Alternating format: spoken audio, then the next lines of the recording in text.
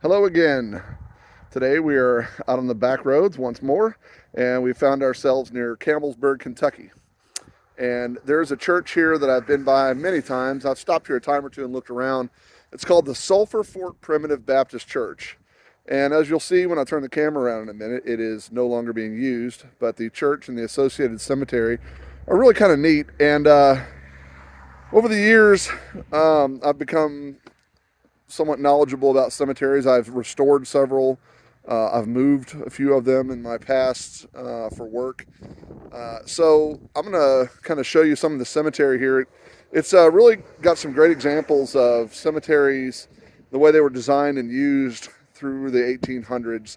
There are a few more modern burials than that, but most of them are from the mid 1800s to about 1920s, 1930s. There's a couple of them here that are a little newer than that, but not many. So I'll show you a few things about cemeteries and kind of point that out. And I'll show you the building as well. It's kind of a neat old building. It's been disused for years and years. It's been sitting empty. The grounds are well maintained though, and the building seems to be somewhat maintained. If something breaks, somebody comes along and fixes it. So I'll turn the camera around and take you on a little tour. So this is the Sulphur Fort Primitive Baptist Church. I don't know when they stopped using the building, but it is no longer in use and hasn't been for some time. It's boarded up.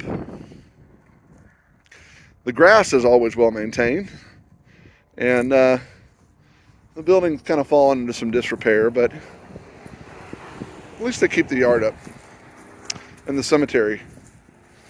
So what I wanted to show you today was how this cemetery works. People have a lot of misconceptions about cemeteries and what the headstones are, or what they are, and how they work and what they mean. Today I want to point out a couple of examples of 19th century cemetery use. I don't know another word for it. Here's a prime example. See these small stones? They're called footstones. This is called a headstone. They're also called markers, gravestones. There's a lot of names different people use for them, but in the 1800s, this was called a headstone. These were called footstones. So let me give you an example of how this works. A lot of times they want to know exactly, people wanted to show exactly where their loved one was buried. And that's where the footstone comes into play. Sometimes, like on a grave like this here, what you have is the headstone and then the footstone on a single grave. So it shows where exactly that person is buried. So this person, her name was Laura Gordon. So Ms. Gordon is buried right here between these stones. On the Kelly family plot here, what you have is a bunch of names on one stone. So let me show you how something works here. So we have Ms. Kelly, Miss Polly D. Kelly, there in the middle on the right. And then if you come over here to the footstone, you have this stone here that says P.D.K., so Polly D. Kelly, wife of J.K., and that was James Kelly on that stone right there. So this one is Mr. Kelly, J.K. You come over here, and we have S.E.K., wife of W.M., which is abbreviated William Kelly. So if you look here on the bottom right, William Kelly, 1850 to 1926. So this is his wife, Sarah, and she is buried right here. So that's how that works. A lot of times when you're online looking at videos or photos of cemeteries, people assume that these are, since they're such a small stone and they usually just have initials on it, that's either where a child is buried or, just a pauper's stone. And that's not the case. That's not to say that people didn't have small headstones at that, in the past. But typically when you see a stone that just has a couple of initials on it, that marks where the feet of the person who is buried there, like they're buried headstone, footstone. A lot of times they're facing east. It is evening here. You can see the sun in the sky going to the west. In typical Christian fashion from that era, all these graves in this cemetery face the east.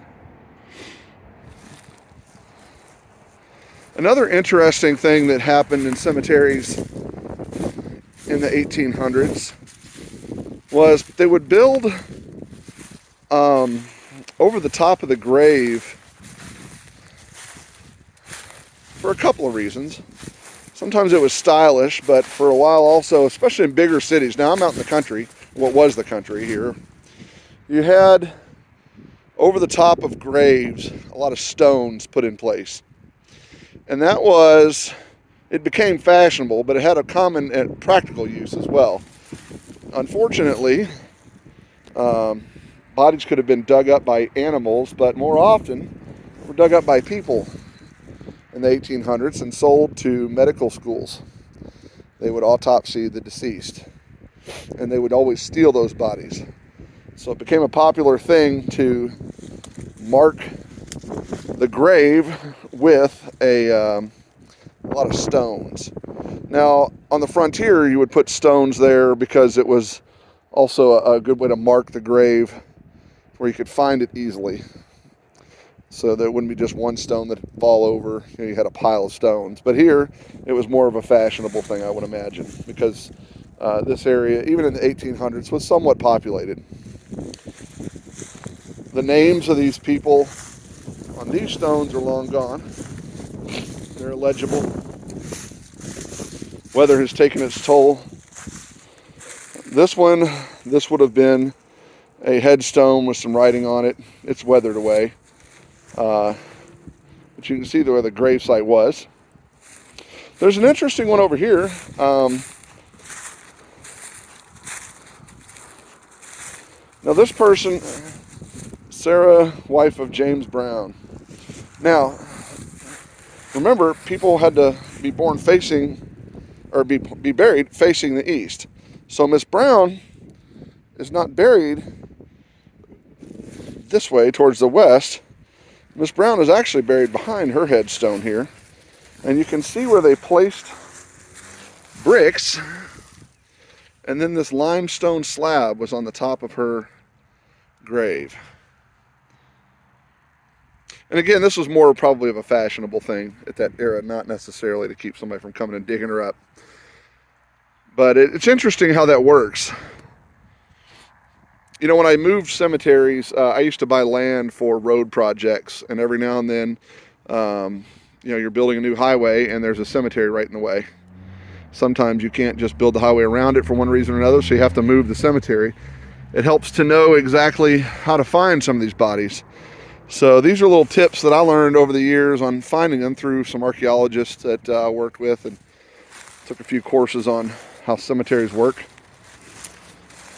But it's an interesting thing to know. So when you find an old cemetery, a lot of them are abandoned and unkept.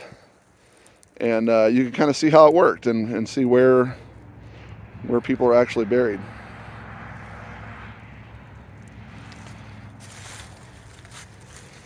But this is a very old cemetery. There are a couple of new burials here, and I imagine that's just some folks that wanted to be with their relatives. But not many. There's probably only 3 or 4 I've seen in this cemetery that are actually new burials. Most of them are from the mid-1800s to the early 1900s.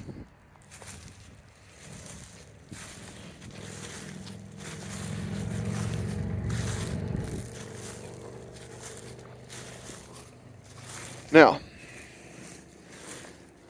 I mentioned earlier what people mistake for children's graves, in the little bitty stones like this one here. Most cemeteries, obviously not all, but most, especially at churchyards and formal cemeteries from the 1800s, you would have an area where children were buried. And this part of the cemetery that I'm standing in is just that. So you'll notice this area here, and it still has the footstone.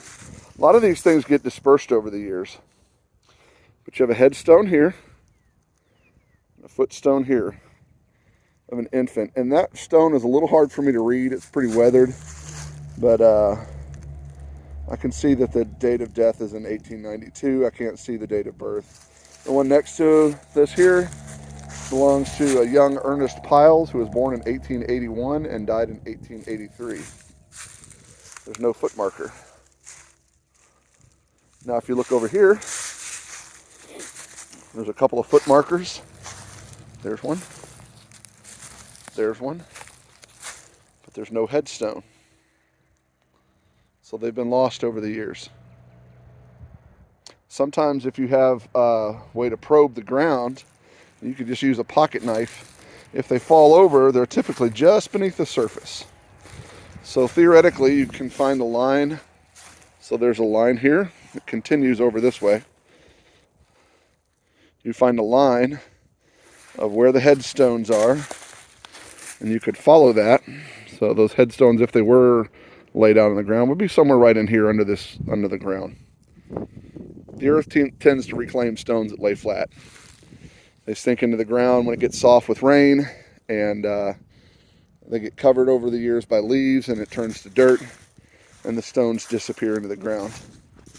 Now here's a flat stone here of some sort. I don't know if that's part of a headstone or not. But we're at the edge of the cemetery, and children were often buried kind of in the edge or a back area of a cemetery. And that's just the way it usually worked. Like I said, it's not always that way, but that's usually what you'll find in the cemetery. There are a couple of people here that are older. This person over here is Abraham Piles, and there was a Piles over here, Ernest Piles. I'm sure they're probably related. But all the other people here, this Abraham Piles right here, lived a nice long life, 1805 to 1881. But he is buried amongst what is, the rest of these stones are all children. So I imagine some of them are his children. But if you look at how small of an area there is between the footstone and the headstone here, that's probably 3 feet, 4 feet maybe. So